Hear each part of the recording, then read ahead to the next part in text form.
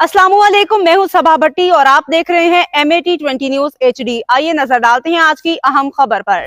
शेखुपुरा से खबर शामिल करते हैं। शेखुपुरा में मसीही बिरादरी की 76वीं सालाना ज़ियारत मुक़द्दसा मरियम के मेले की तकरीबात शेखुपुरा के इलाके मरियमाबाद में जारी। तकरीबात में मुल्क भर से हज़ारों की तादाद में मसीही बिरादरी के लोग शरीक। RPO शेखुपुरा रेंज अतर इस्माइल, कमिश्नर लाहौर डिवीज़न मरियम खान ने डिप्टी कमिश्नर शहद इमरान मार्त और DP बिलाल जफ़र शेख के हमरा मरियमाबाद का दौरा किया। उन्होंने मसीही बिरादरी के मजहबी रहनुमाओं से मुलाकात की और उन्हें हज़रत मरियम अलैहिस्सलाम के जन्मदिन की मुबारकबाद दी।